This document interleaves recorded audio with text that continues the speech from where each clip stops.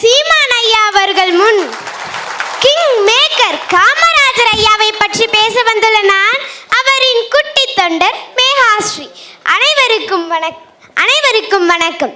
நான் முதல்வரானால் அதை செய்வேன் இதை செய்வேன் என்று வாக்குறுதிகளை அள்ளி வீசிய தலைவர் அல்ல காமராஜர். தான் முதல்வர் ஆனதற்கு பிறகு அவர் கல்விக்கு ஆற்றிய பணிகள் அளப்பரியது. இன்று போல் இலவசமாக பொருட்களை நம் கையில் கொடுக்காமல் பட்டி தொட்டி எங்கும் பள்ளிக்கூடங்கள் தொடங்கி இலவச கல்வியை நம் கையில் கொடுத்தார். இலவசங்களை பற்றி ஐயாவின் கொள்கையும் கூட அதுதான் என்பது அனைவரும் அறிந்ததே. பள்ளி சீருடை மதிய உணவு தந்தால் தான் படிக்க வருவேன் என்றால் அதையும் செய்கிறேன் என்று கல்விக்கு எது எது தடையாக இருந்ததோ அத்துணையும் தகர்த்தெறிந்தார் நம் கல்வி தந்தை.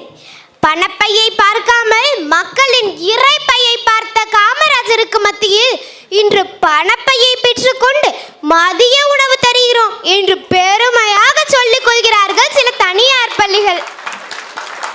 சிபாரிசு என்ற வார்த்தையே பிடிக்காத காமராஜர் அவர்கள் ஒரு முறை தன் நண்பர் அழைத்து வந்திருந்த முதல் பட்டதாரியான சலவை தொழிலாளியின் மகனுக்காக லேப் அசிஸ்டன்ட் பதவிக்காக ஒதுக்கப்பட்டிருந்த 20 சீட்டை முதல்வர் நிதி பணத்தின் மூலம் 25ஆக உயர்த்தினார்.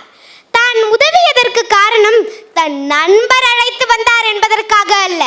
இதுவரை சலவை தொழிலாளியின் வீடு என்று சொல்லப்பட்டது இவன் படித்து முடித்தவுடன் ஒரு மெடிக்கல் ஆபீசரின் வீடு என்று சொல்லப்படும் அல்லவா, அந்த ஒற்றை வார்த்தைக்காக தான் உதவினேன் என்றார். மேலும் அரசு மருத்துவக் கல்லூரியில் சேருவதற்காக முதல்வர் கோட்டாவில் ஒதுக்கப்பட்ட 10 இடங்களை விண்ணப்ப படிவத்தில் பெற்றோர் கையொப்பம் என்ற இடத்தில் எந்தெந்த பெற்றோர்கள் கை நாட்டு வைத்திருந்தார்களோ அவர்களின் பிள்ளைக்கே வழங்கி கல்வியை சேர்க்க வேண்டிய இடத்தில் சேர்த்தார்.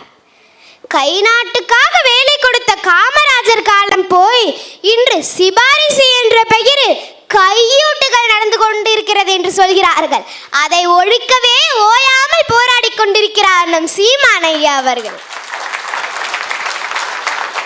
நாட்டில் விவசாயத்தை பெருக்குவதற்காக பல நீர்த்தேக்க திட்டங்களை கொண்டு வந்து 12 முக்கிய அணைகளை கட்டி நாட்டில் நிலவளத்தையும் நீர்வளத்தையும் பெருக்கிறார் நம் காமராஜர் அவர்கள்.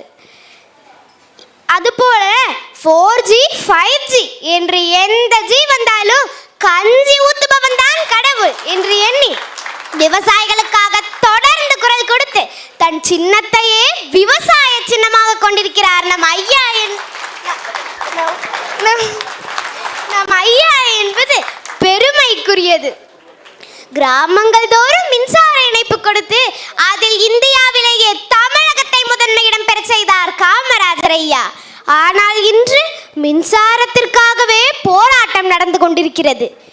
1 ரூபாய் திருநீர் பொட்டலத்திற்கே உபயம் என்று தனது பெயரை எழுதுவோருக்கு மத்தியில் இத்துணை நலத்திட்டங்களை செய்துவிட்டு தன்னை பற்றி யாரும் புகழ் பாடக்கூடாது, பெருமையும் பேசக்கூடாது என்று சொன்ன தன்னலமற்ற தலைவரும் இந்நாட்டில் தான் வாழ்ந்தாரா என்ற ஜென் ஆல்பா குழந்தையான எனக்கு வியப்பாக இருக்கிறது.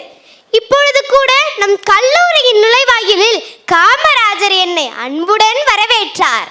விதைத்தவன் உறங்கலாம், ஆனால் விதைகள் உறங்குவதில்லை. காமராஜர் விதைத்த விதை இன்று விருட்சமாக வளர்ந்து நிற்கிறது நம் ஐயாவின் உருவில்.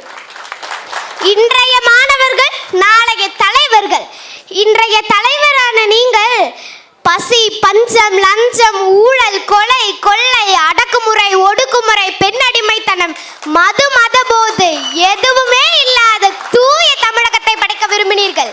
நாளைய தலைவராக போகும் நாங்களும் அதைத்தான் விரும்புகிறோம். காமராஜரின் வழியில் அனைவரும் ஒன்றிணைவோம், வெற்றி நடை போடுவோம், உலகை ஆள்வோம், காமராஜர் ஆட்சியின் பொற்காலத்தை மீண்டும் உருவாக்குவோம் என்று கூறி எனக்கு வாய்ப்பளித்த கல்லூரி நிர்வாகத்திற்கு நன்றிகளை தெரிவித்துக் கொண்டு விடைபெறுகிறேன். நன்றி, வணக்கம்.